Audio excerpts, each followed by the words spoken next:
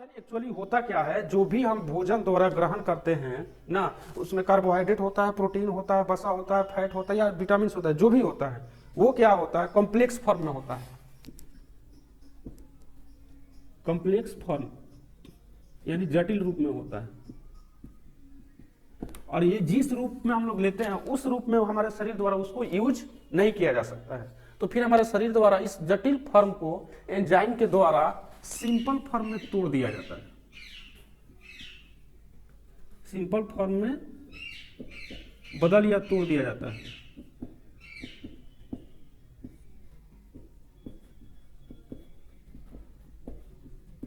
ना, जिसे हम लोग पाचन कहते हैं। पाचन का मतलब यही होता है। और फिर जब पाचन हो जाता है तो इस सिंपलर फॉर्म को अवशोषण की क्रिया द्वारा अवशोषित कर लिया जाता है। हमारे छोटी आंत में अवशोषण का मेन क्रिया होता है ना। और फिर अवशोषण के बाद से विभिन्न कोशिकाओं के पास भेज दिया जाता है और फिर उसका यूज होता है।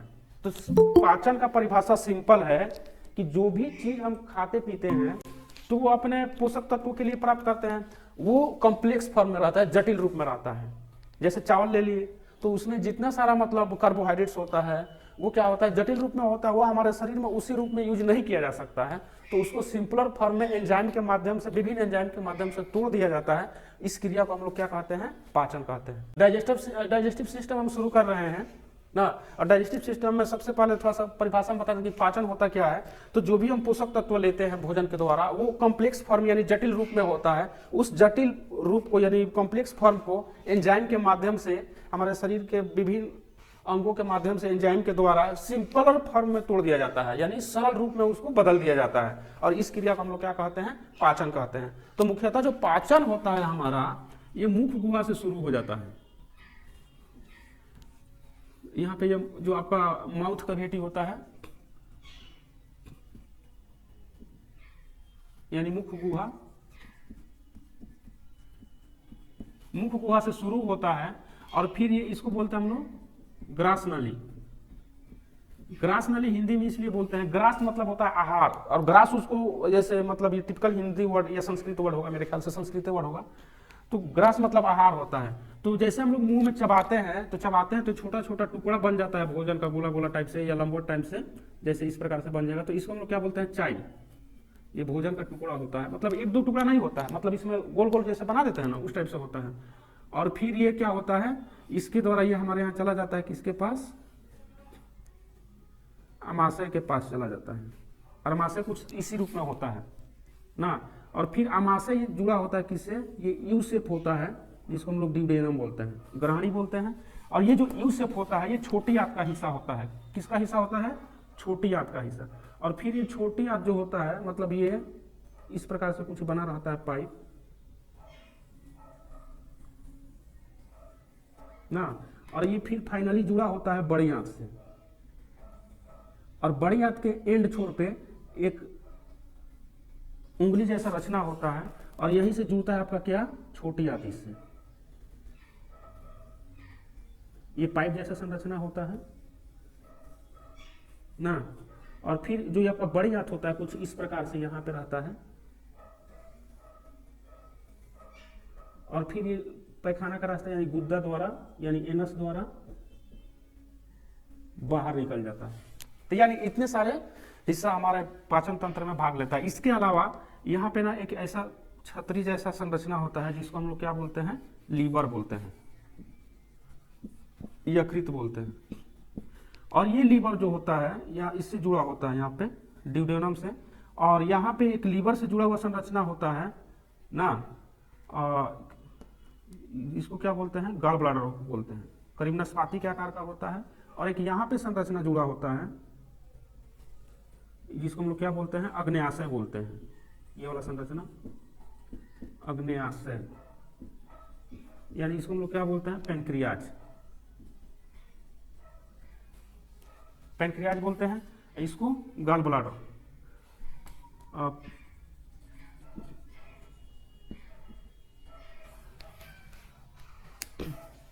इतना ही चीज को ध्यान रखना है हमारे पाचन तंत्र में, गॉल ब्लैडर, लीवर, स्टोमक,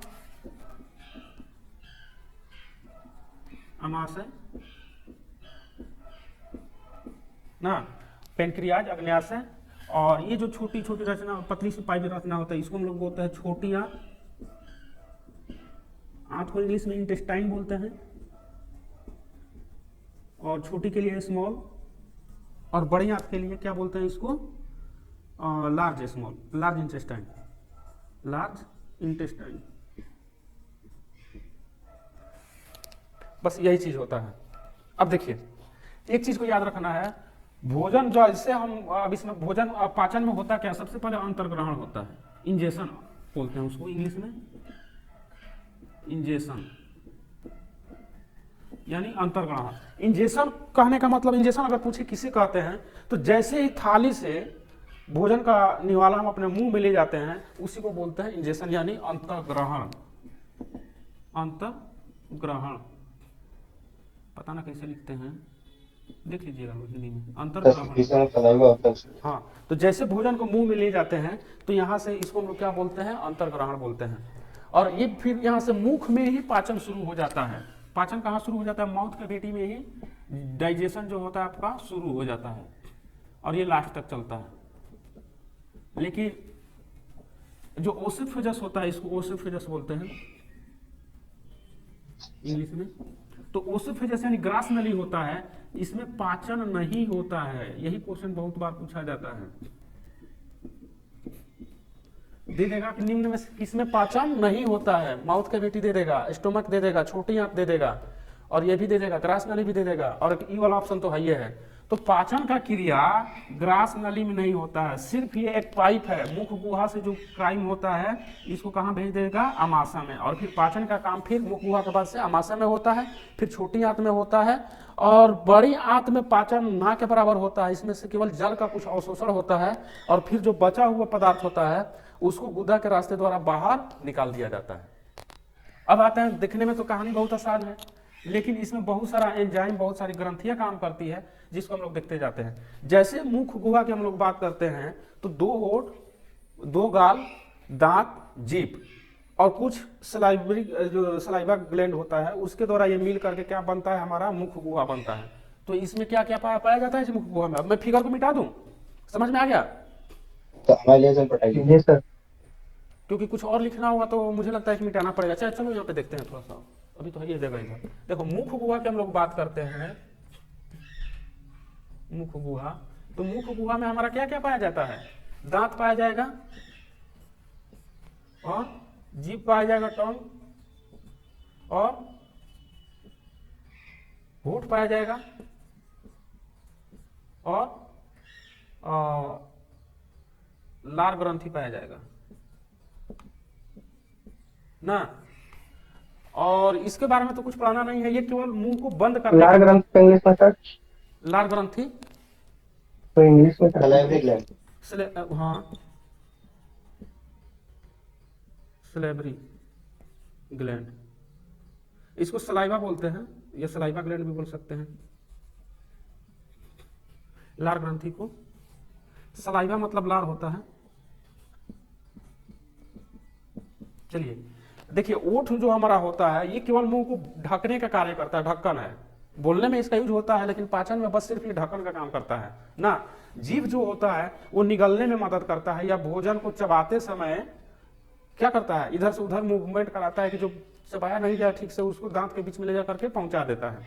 तो ये होता है। सबसे पहले हम आते हैं दांत के पास। तो दांत जो होता है, सबसे पहले जो मनुष्य होता है वो द्विबार दंती कहते हैं, उसको डाइफाइडोंट बोलते हैं, द्विबार दंती या डाइफाइडोंट।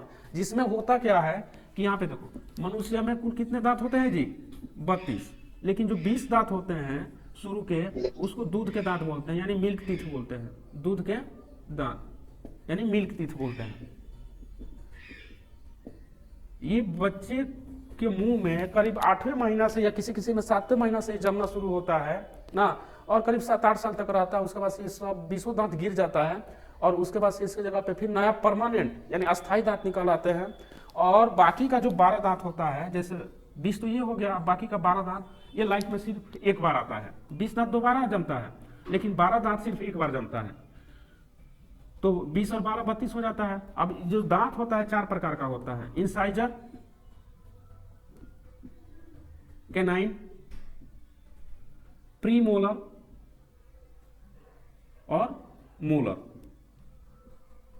इंसाइजर, देखो दांत को काउंट करना है ना तो सिर्फ एक जबड़ा में काउंट करेंगे, नीचे या ऊपर।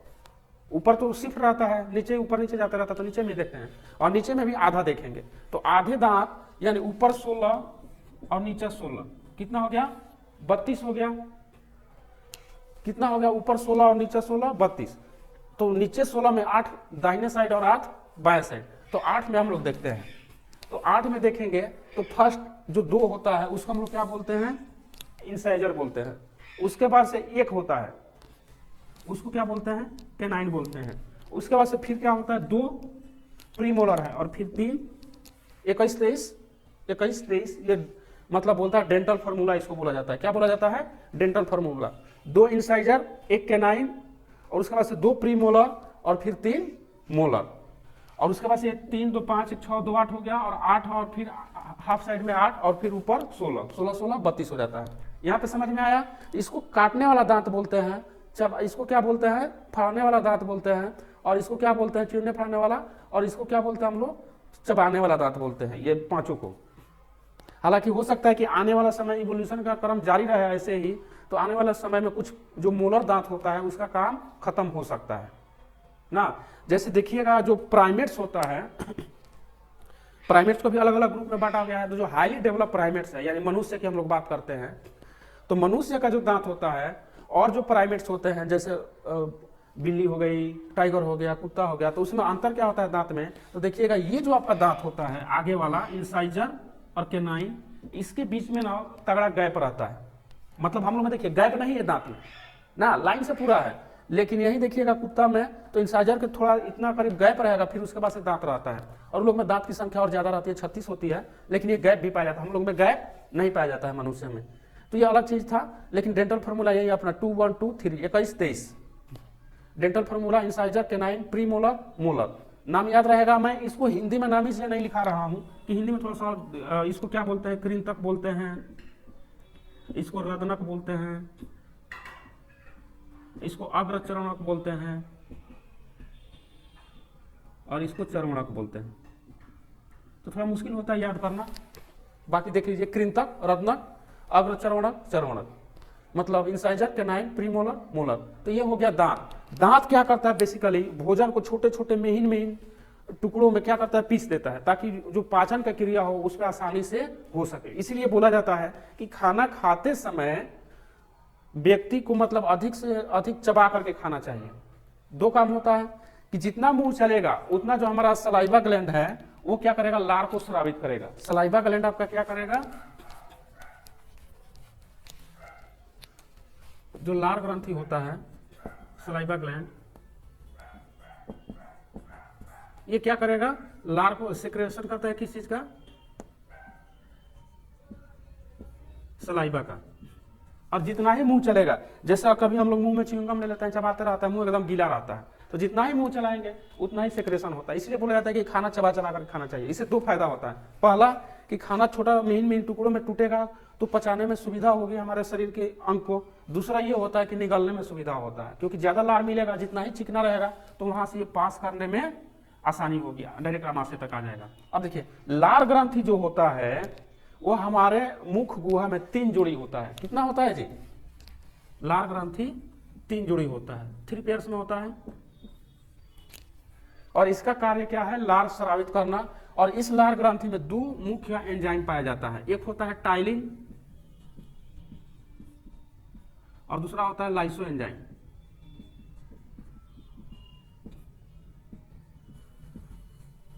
स्तुति जी बताएंगे लाइसो एंजाइम का कार्य क्या होता है?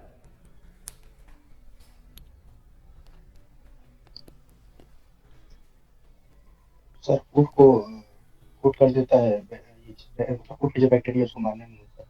हाँ, फूड का जो बैक्टीरिया होता है उसको मारने का, यानी हमारे खाना खाते समय कोई भी बैक्टीरिया अगर आता है तो उसको लाइसो एंजाइम से पहले भीड़ना पड़ता है। और लाइसो एंजाइम उसको क्या करता है? मारने का कार्य करता है। बाकी जो टाइलिन होता है ये हमारे भोजन में जो मंड होता है, कार्बोहाइड्रेट होता है, स्टार्च, उसको क्या करता है? पचाने का कार्य करता है। उसको सर उसको टाइलिन को अमाइलेज भी कहते हैं ना? हाँ, इसको अमाइलेज भी बोलते हैं।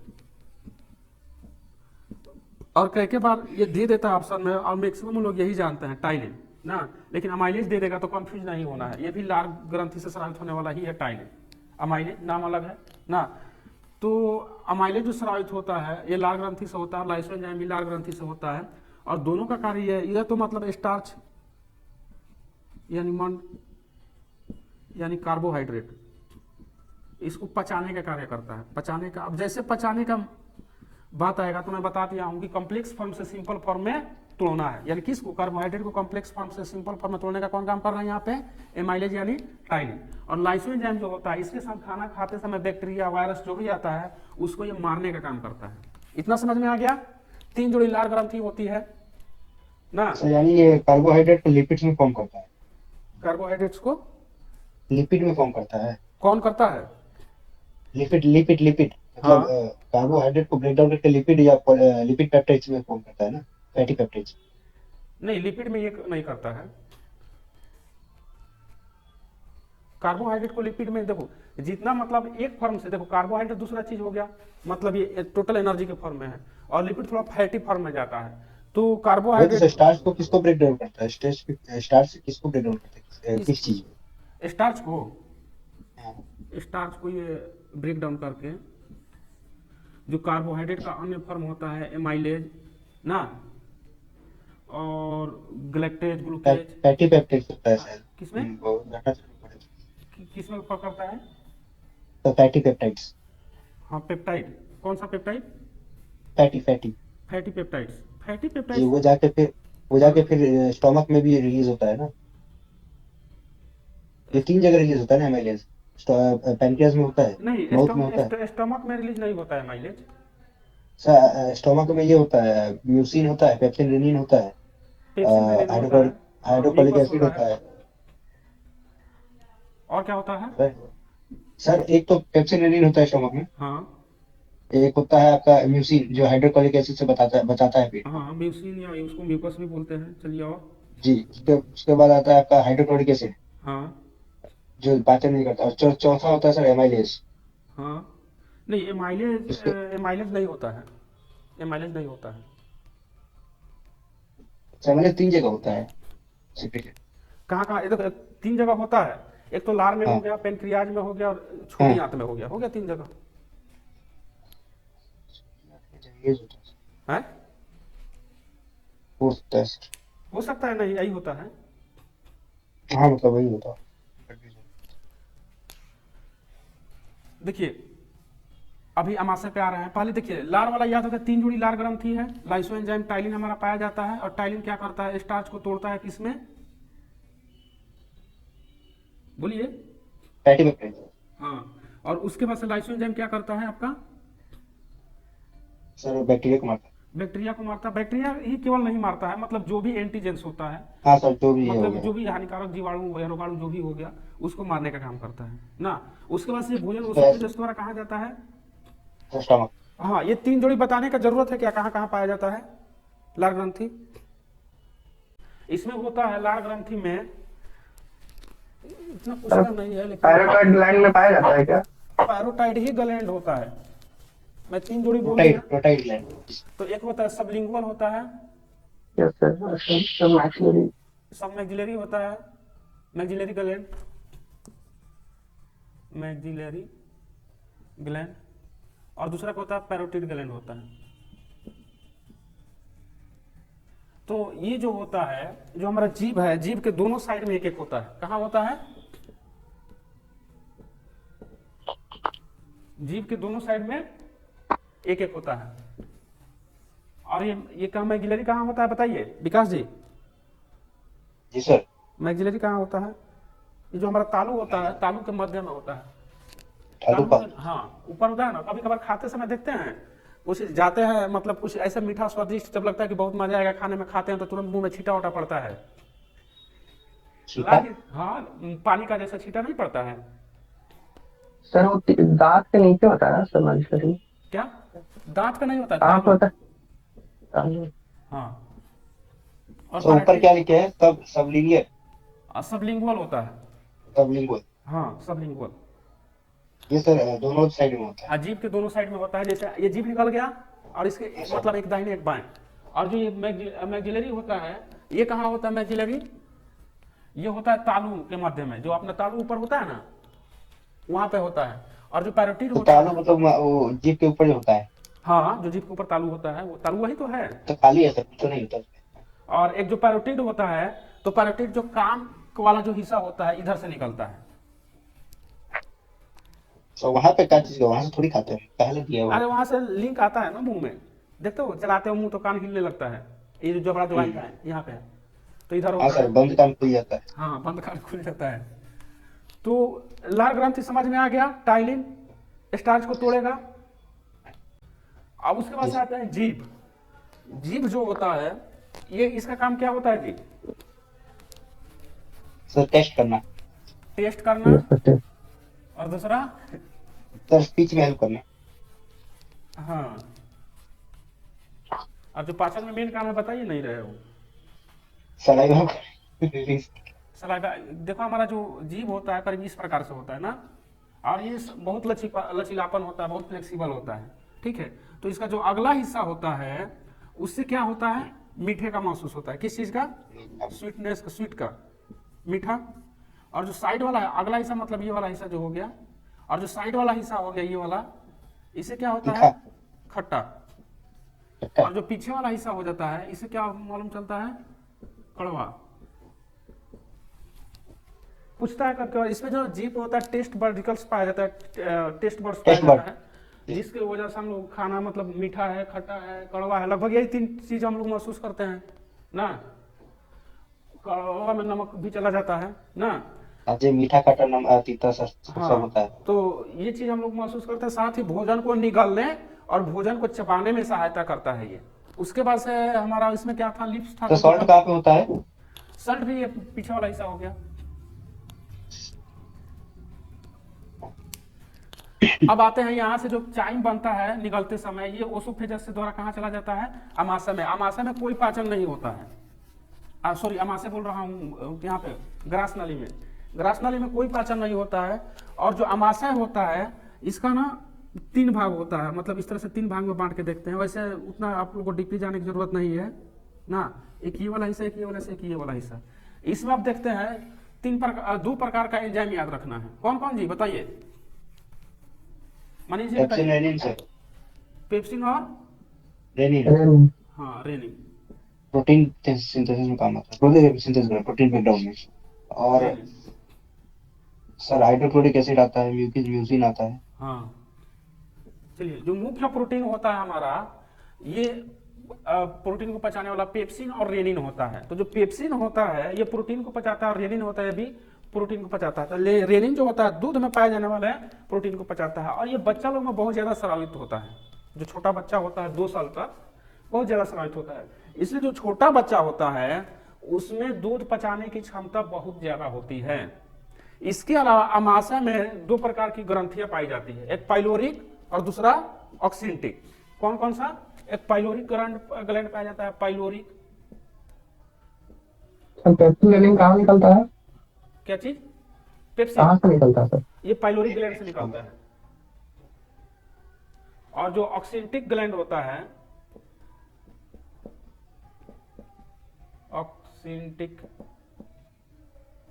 ऑक्सिंटिक ग्रंथि से क्या निकलता है आपका?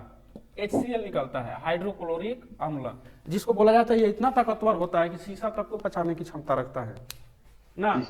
तो अब बोला जाता है कि जब शीशा तक को पचा देता है, तो खुद अमाशय को हमारे पूरे मतलब पाचन तंत्र को पचा करके कहाँ नहीं बाहर निकाल देता है ना।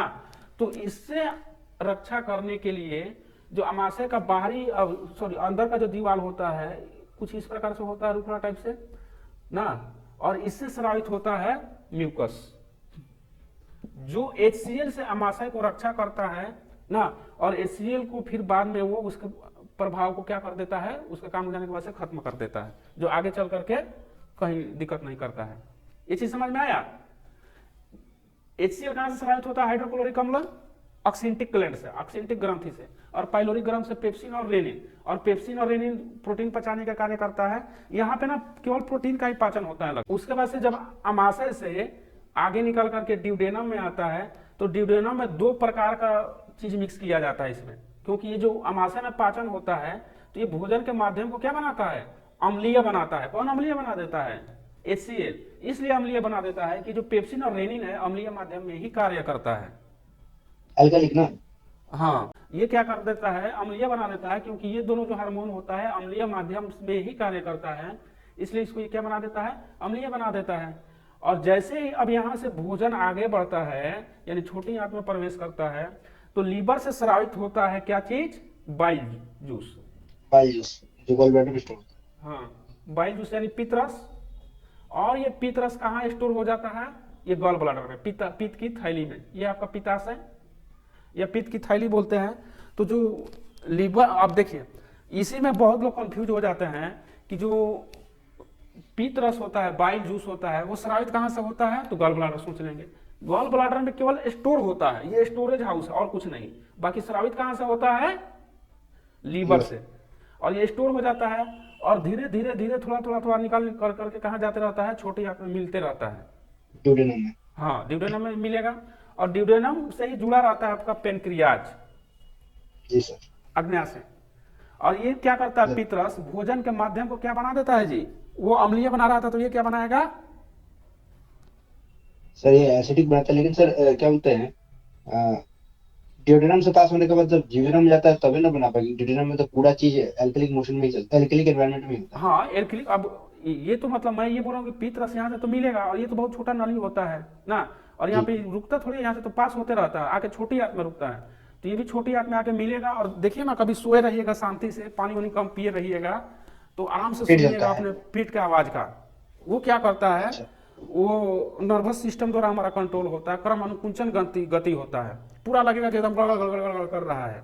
वो उसमें अवयव आता है जिसमें 2-3 प्रकार का गति होता है, और वो भोजन को पूरा मिक्स करने का, मिलाने का कार्य करता है। तो इसी में तो सारा एंजाइम जो होता है या पित्त रस होता है जा करके मिलता है ना।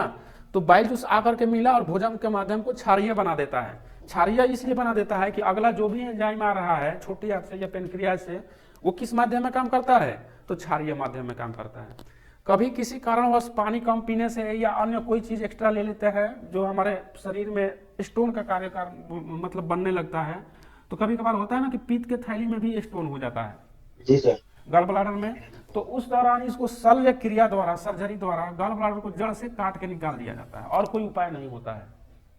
और जिनके गॉल ब्लैडर का ऑपरेशन हो जाता है उनको सलाह दिया जाता है कि मतलब खाना एक ही बार पूरा लाद के नहीं खाना है। ऐसा नहीं कि मतलब 10 रोटी खाते हैं तो 10 का 10 या 12 भी खा गए। अब उसको दिया जाता है कि पहले अगर आप 10 रोटी खाते थे तब 4-5 रोटी ही खाना है, भले 2-3 घंटा बाद फिर खाना है, क्योंकि फिर पाचन में दिक्कत होता है। जी, हमारी माता का हुआ है, क्या, हमारी मम्मी का हुआ है। हाँ। तो ये गॉल ब्लैडर का ऑपरेशन होता है, बहुत आसान ऑपरेशन होता है। आजकल तो लेसिक ऑपरेशन हो जाता है, 2-3 सेट करते हैं थोड़ा थोड़ा और काट के इसको निकाल देते हैं।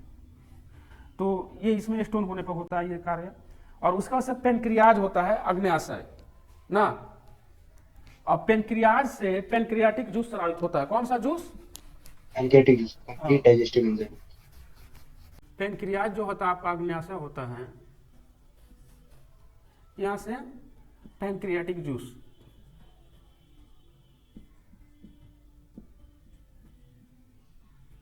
यानी अग्न्याशयी रस स्रावित होता है।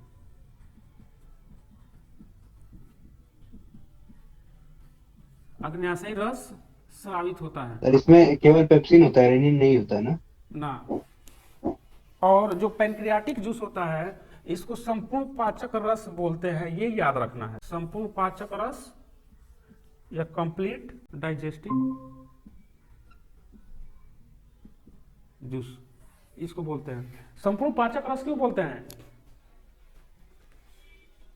सर इसमें कंप्लीट ब्रेकडाउन होता है ना, प्रोटीन का भी और हाँ बाकी चीजें स्टार्च का। इसको कंप्लीट संपूर्ण पाचक रस यानी कंप्लीट डाइजेस्टिव जूस इसलिए बोलते हैं कि यहाँ पे देखिए, हम लोग अमाशय में क्या देखे थे, सॉरी पहले माउथ कैविटी में हम लोग देखे थे कि केवल स्टार्च का पाचन हो रहा था। अमाशय में देखिए केवल प्रोटीन का हो रहा है। और यहाँ पे होता है कि स्टार्च, प्रोटीन और फैट, मतलब तीनों चीज का पाचन होता है। किस चीज का, तीनों चीज का। कौन कौन सा, तो स्टार्च प्रोटीन यानी कार्बोहाइड्रेट,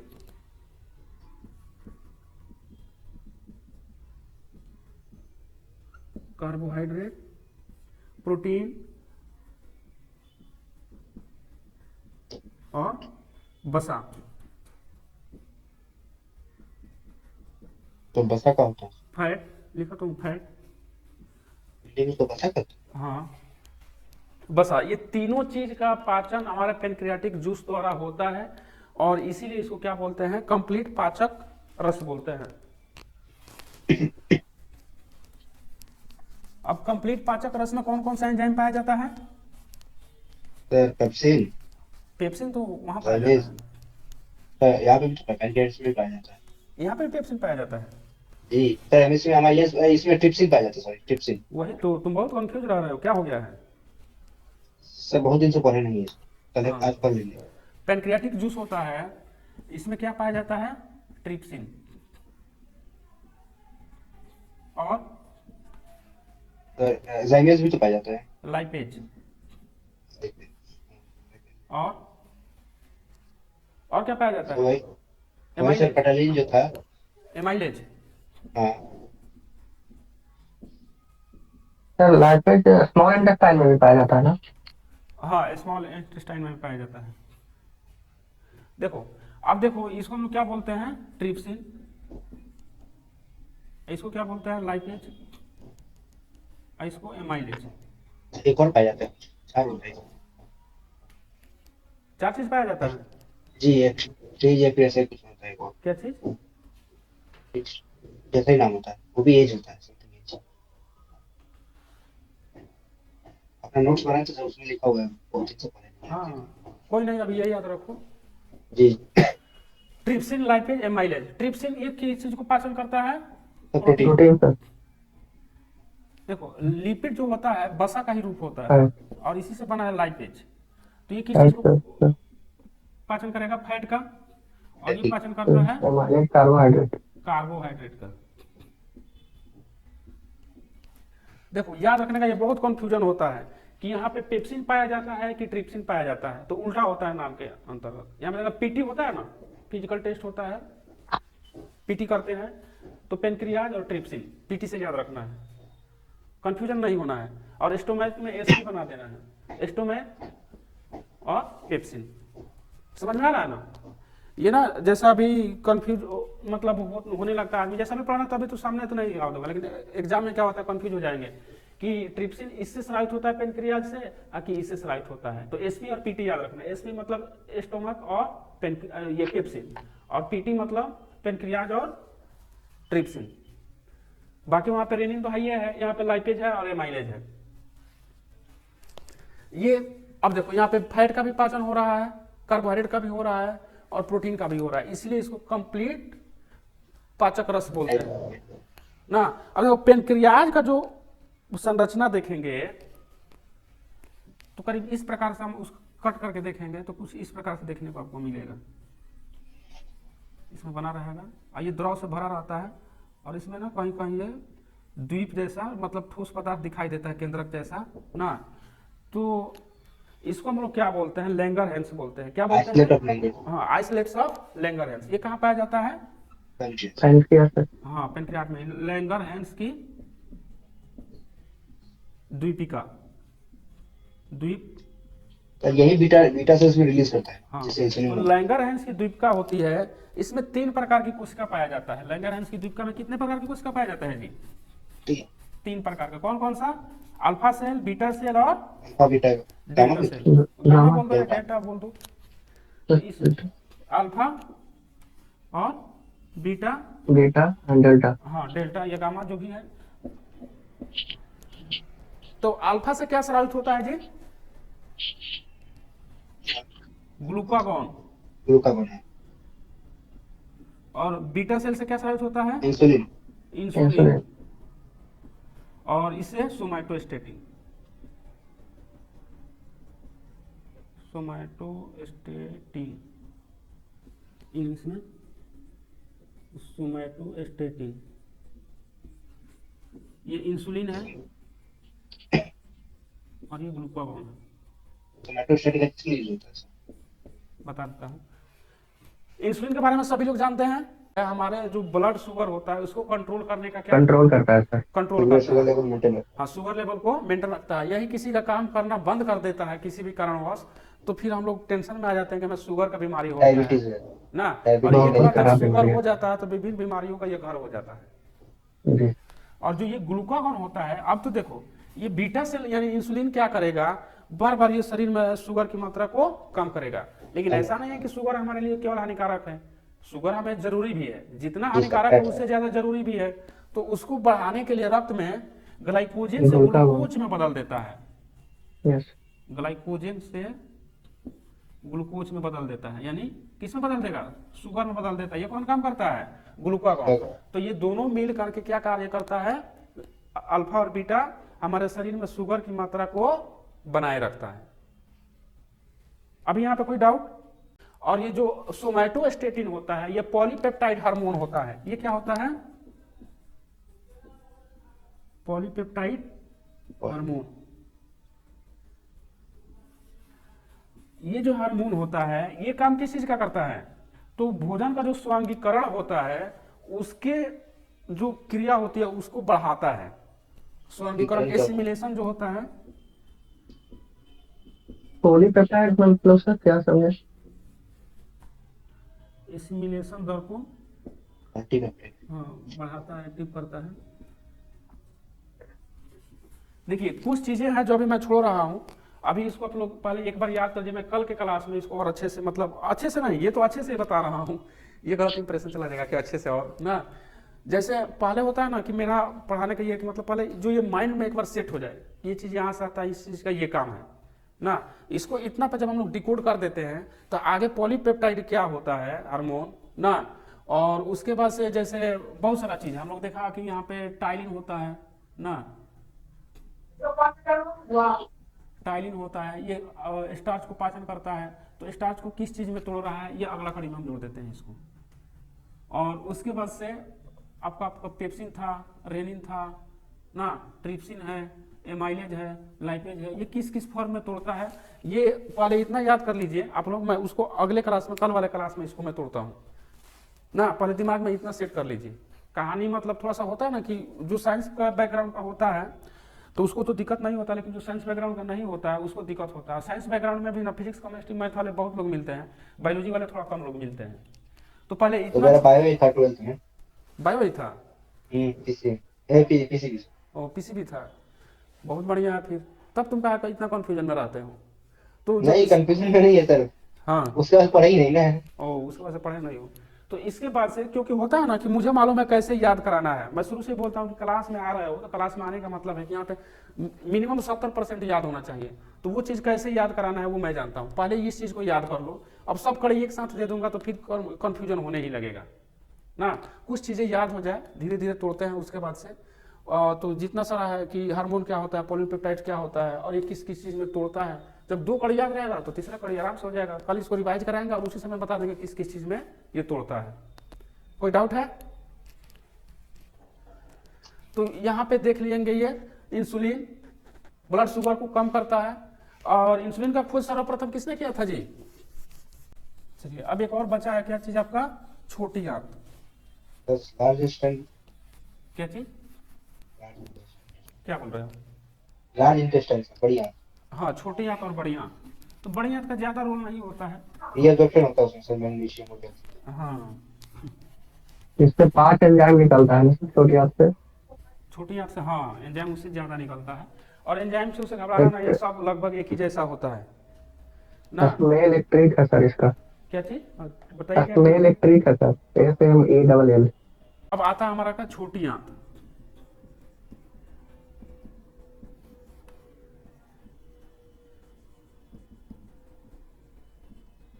एक्चुअली ये लेंथ में तो बड़ी आंत से बड़ा होता है, लेकिन जो इसका डायमीटर होता है वो पतला होता है, इसलिए इसको छोटी आंत बोलते हैं।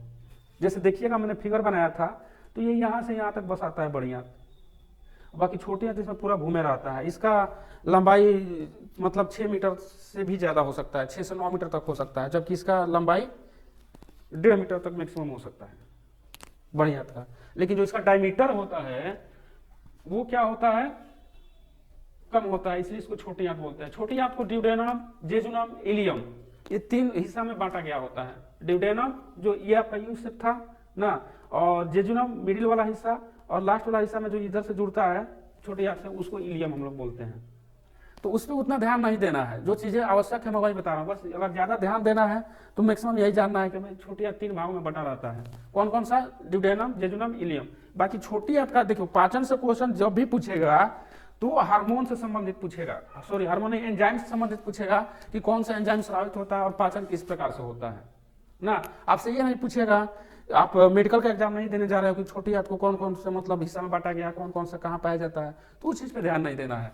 बस देना है कि कहाँ से जुड़ा रहता है, किससे जुड़ा रहता है। और बाकी जो इससे एंजाइम स्रावित होता है, सेक्रेटेड एंजाइम्स जो होता है, ये इरेप्सिन होता है ना। ये किस चीज का पाचन करता है? प्रोटीन का। और बताइए कौन कौन सा होता है? माल्टेज सर, लाइपेज, मल्टेज होता है, लाइपेज, लैक्टोज भी होता है सर, लैक्टेज होता है। लैक्टेज। हाँ, तो ये से क्या होता है? सुक्रोज। एस से मल्टेज, एस से सुक्रेज होता है। यस सर, ये भी होता है। हाँ, सुक्रेज होता है। इरेप्सिन, मल्टेज, लैक्टेज, सुक्रेज, और क्या होता है? लाइपेज। लाइपेज।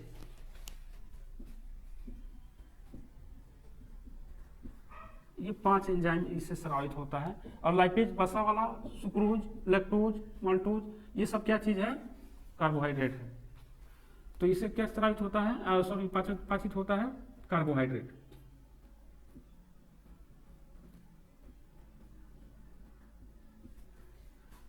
और पूछता है कि जो पाचन का मुख्य कार्य कहाँ संपन्न होता है, तो वो कहाँ पे संपन्न होता है जी? स्मॉल इंटेस्टाइन में सर। हाँ, स्मॉल इंटेस्टाइन में। क्योंकि पाचन तो मुख गुहा से ही शुरू हो जाता है, लेकिन जो पाचन का मुख्य कार्य जो संपन्न होता है, क्योंकि यहाँ पे पेनक्रियाटिक जूस भी आके काम करता है, उधर से काम हुआ, क्योंकि कंप्लीट पाचन तो सब यहीं पे हो जाता है छोटी आंत में, उधर पूरा नहीं होता है। और ये दोनों मिलकर काम यहीं पे कर रहा है छोटी आंत में। कौन कौन से? पेनक्रियाटिक जूस और इंटेस्टाइनल जूस, तो ये दोनों मिलकर के यहीं पे काम कर रहा है। और वहाँ मुख गुहा में तो कंप्लीट पाचन हुआ नहीं जाता है, तो इसलिए जो पाचन का मुख्य कार्य होता है छोटी आंत में होता है। और यहीं से आप लोग अगर नॉन वेजिटेरियन होंगे तो खाते होंगे, तो देखिएगा कि कभी खाने का जिसमें होता है ना, तो वो बनाते समय देखिएगा कि जो इंटेस्टाइन वाला हिस्सा होता है तो उसको फाड़िएगा या पलटिएगा तो बीच वाला हिस्सा ना रफ होता है। जैसे ये हो गया आपका इंटेस्टाइन, मतलब आंत हो गया, पाइप के आकार का होता है ना। तो जो ऊपर वाला हिस्सा होता है ये कैसा होता है? स्मूथ होता है। और जो अंदर वाला हिस्सा होता है इसमें ना ऐसा उभार निकला हुआ होता है, छोटा छोटा छोटा छोटा। और ये इसके माध्यम को क्या बनाता है जी? रफ बनाता है। और इसी में ना छोटी छोटी छोटी फ्लैगेला टाइप से निकला होता है, उंगली टाइप से उभार, और यहीं से ये क्या करता है? अवशोषित करने का कार्य करता है। यही जो निकला होता है इसमें, ये क्या करता है? अवशोषित करने का कार्य करता है पचे हुए भोजन को। पचे हुए भोजन यानी कॉम्प्लेक्स फॉर्म तो पहले था, लेकिन इतना सारा एंजाइम मिल करके उसको सिंपलर फॉर्म में तोड़ दिया जाता है और उसको ये अवशोषित करने का कार्य करता है। सर इरिप्सिन का क्या काम करता है? इरेप्सिन का बोलिए। हेलो, हाँ सर, इरिप्सिन के बारे में पूछ रहे थे। हाँ, इरेप्सिन के बारे में क्या जानना है? क्या काम होता है सर उसका? जैसे प्रोटीन को सुक्रोज पचाने का का होता है। प्रोटीन। हाँ, प्रोटीन, इरेप्सिन प्रोटीन को पचाता है। ये पूछता भी है कि जैसे दे देगा ये, मतलब अभी आपको ना फिलहाल में यही सब याद रखना है। लाइपेज लिपिड को यानी फैट को, सुक्रेज, लैक्टेज, मल्टेज। एक्चुअली जो होता है ना सुक्रोज, मल्टोज, लैक्टोज, इसको इस तरह से याद करते हैं। ये सब फैट को सर?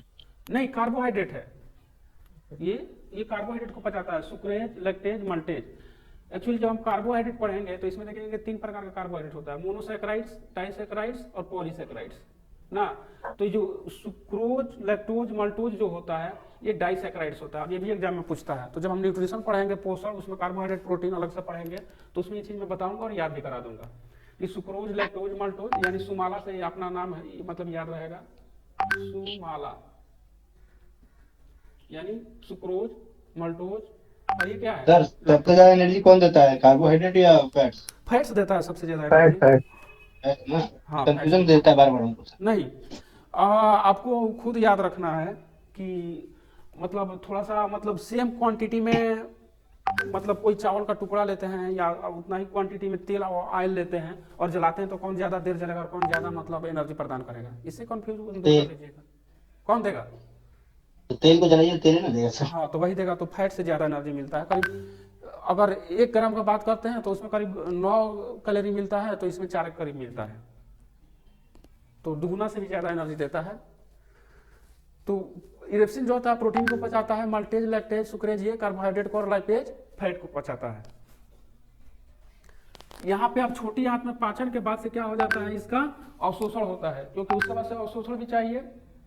अवशोषण मतलब तभी तो हमारे, अब क्या करेगा छोटी आंत, यहाँ पे ना ब्लड जो क्या बोलते हैं, ब्लड कैपिलरी जो आता है, ये क्या करता है, इससे अवशोषित कर लेता है पचे हुए भोजन को, और फिर शरीर के विभिन्न कोशिका और ऊतकों के पास भेज देता है, जहाँ पे इसको एनर्जी के रूप में या अन्य वृद्धि के रूप में या ऊर्जा के रूप में, जिस रूप में होना हो उसका प्रयोग कर लिया जाता है। उसके बाद से आते हैं बड़ी आंत में। तो बड़ी आंत से कोई स्पेशल एंजाइम ज़्यादा स्रावित होता नहीं है। इसका काम क्या होता है, तो जो जल होता है और कुछ मिनरल्स होते हैं उसको क्या करता है, अवशोषित करने का ही कार्य करता है। साथ ही जो पचे हुए भोजन के बाद से जो अवशिष्ट बचा होता है वो हमारे लिए हानिकारक होता है टॉक्सिक होता है, तो उसको गुद्दा के माध्यम से, पहले तो यहाँ पे रेक्टम होता है, अब छोटी बड़ी आंत का हिस्सा क्या होता है, एक तो इससे पूछ टाइप से हिस्सा जुड़ा होता है जिसको अपेंडिक्स बोलते हैं।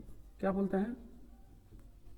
Appendix. Develop country like America, यहाँ पे जब भी कोई माइनर या बड़ा ऑपरेशन होता है पेट का, तो उस दौरान अपेंडिक्स को काट करके बाहर निकाल दिया जाता है, साथ में उसका भी वैसे ही, क्योंकि अपेंडिक्स में किसी भी कारणवश अगर कोई अन्न का टुकड़ा चला जाता है या कोई बैक्टीरिया वायरस जो भी चला गया, तो यहाँ पे क्या होता है, कोई एंजाइम, ये लॉक रहता है एक तरह से, तो यहाँ पे कोई एंजाइम स्रावित नहीं होता है, तो इसमें सड़ने और फूलने लगता है, यानी इन्फेक्टेड हो जाता है।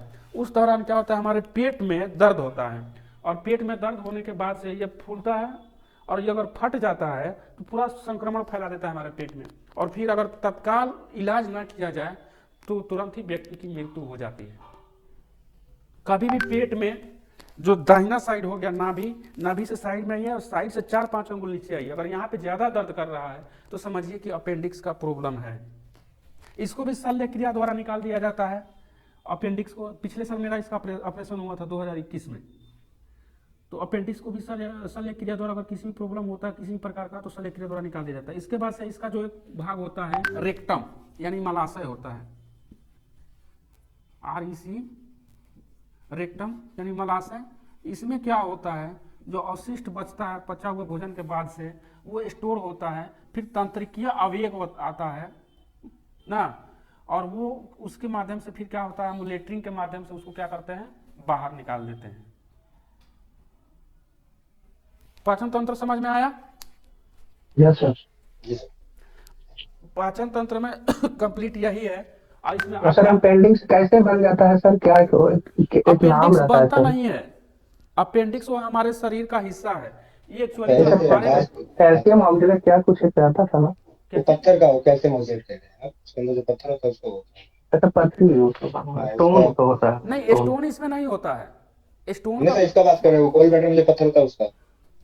हाँ ये गॉल ब्लैडर, तो गॉल हाँ, किसी भी ब्लैडर, जगह पत्थर होता है, कैल्शियम ऑक्जेलेट ही होता है ना पेट में हाँ जहाँ भी होता है। कैल्शियम ऑक्जेलेट जो होता है खास करके टमाटर बीट और थोड़ा सा खीरा में भी पाया जाता है। एक्चुअली जो लोग कम पानी पीते हैं ना, तो कम पानी पीते हैं तो उस दौरान क्या होता है कि कैल्शियम ऑक्जेलेट तो नॉर्मली हमारे शरीर में जा रहा है, जैसे आंवला भी होता है हम खा रहे हैं, तो वाटर को हमारे शरीर में बहुत जरूरी है। जितने सारे बायोलॉजिकल क्रियाएं होती है जलीय माध्यम से ही होती है। जब हमारे शरीर में जल नहीं रहता है तो इकट्ठा होने लगता है। ऐसा नहीं कि कोई पथरी हम खा लिया तो जाकर के स्टोर हो गया, वो तो बड़ी आंत के माध्यम से बाहर निकाल दिया जाता है। लेकिन जो कैल्शियम ऑक्जेलेट हमारे शरीर के अंदर धीरे धीरे थोड़ा थोड़ा स्टोर होकर जमा होने लगता है, इसी पे और जमा होने लगेगा।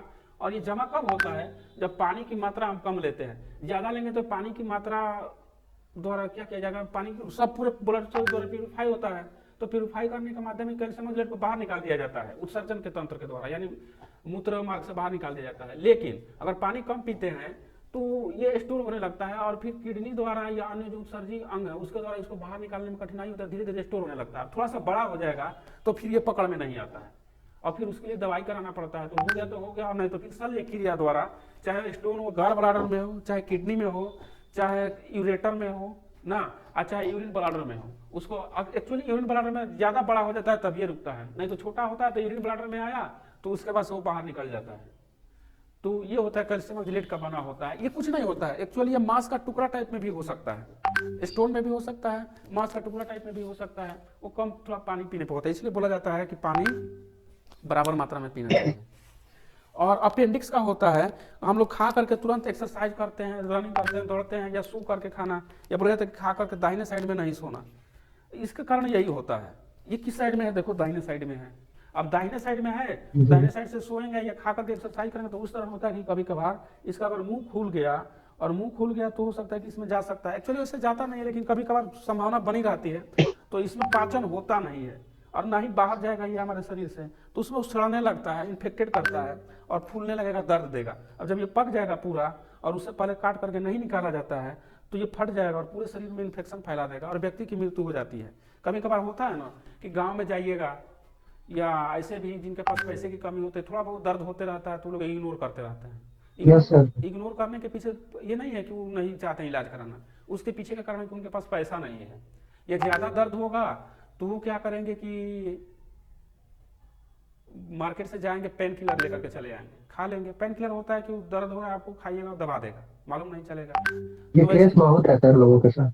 हाँ, तो वो पेन किलर खा करके दबाएंगे, लेकिन उस दौरान जो उसका सटीक इलाज होता है ये नहीं हो पाता है। जैसे मुझे हुआ था जब अपेंडिक्स, तो पेन किलर भी खाया, तो थोड़ा सा मतलब पेन किलर खाने से मैं परहेज करता हूँ, नहीं आराम हो रहा था, गैस का दवा दिया, डॉक्टर सब क्या क्या कर दिया।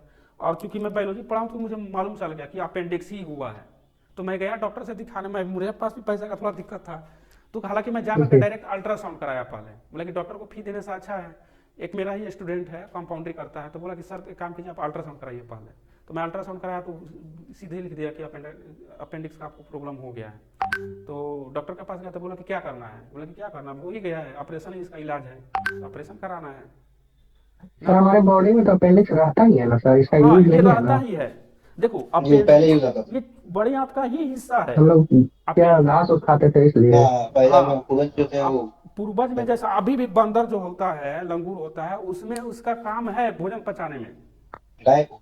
हाँ, जो भी मतलब शाकाहारी मतलब घास फूस खाता है, शाकाहारी में घास फूस खाता है, या जो हमारे अन्य पूर्वज थे, रामापिथिकस, ऑस्ट्रेलोपिथिकस ना, क्रो-मैग्नन, इस सब में क्या था, इसका यूज था।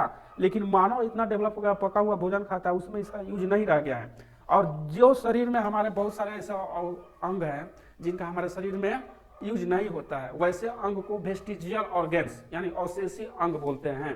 तो अपेंडिक्स भी क्या है? अवशेषी अंग है। और अंग है क्या ऐसा? क्या चीज? वेस्टिजियल ऑर्गन होता है। क्या बोल रहे हो?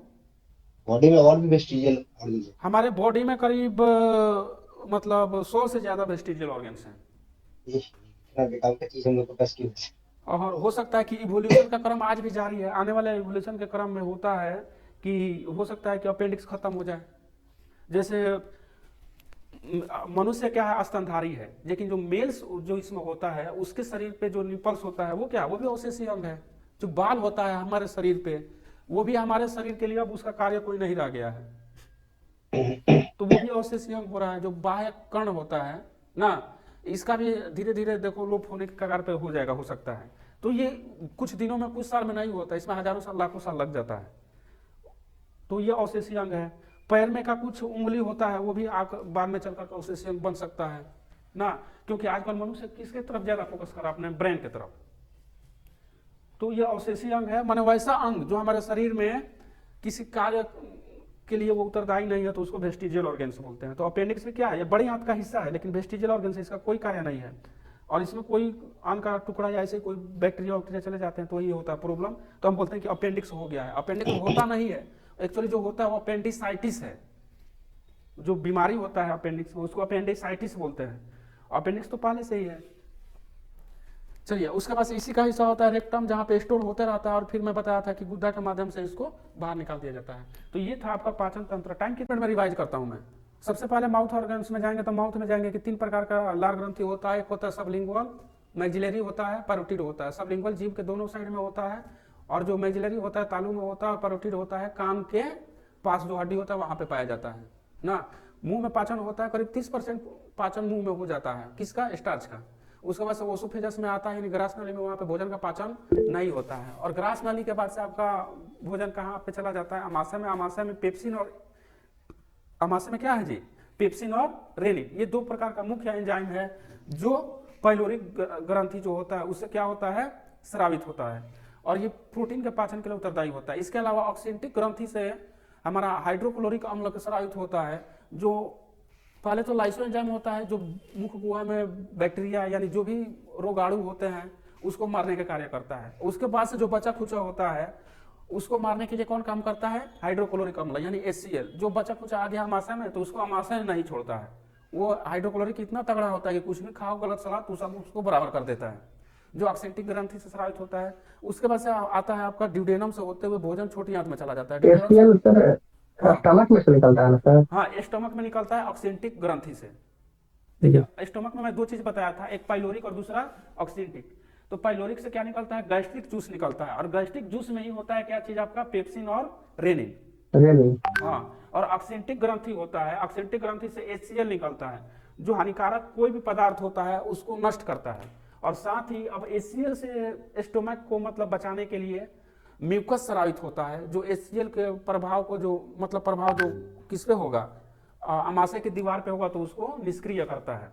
उसके बाद से आता है ड्यूडेनम से जुड़ा होता है गॉल ब्लाडर, और गॉल ब्लाडर में पित्त स्टोर होता है, ना कि स्रावित होता है। स्रावित होता है लीवर से और स्टोर हो जाता है गॉल ब्लाडर में। और जो कुछ भी बचा हुआ चीज आता है कहाँ पे? अब आमाशय के बाद से छोटी आंत में, तो जो पित्त की थैली में पित्त जमा होता है वो भी मारने का काम करता है बैक्टीरिया बैक्टीरिया को, या जो कोई भी रोगाणु होता है मारने का काम करता है। और साथ में ही वो भोजन का माध्यम को क्षारीय बनाता है।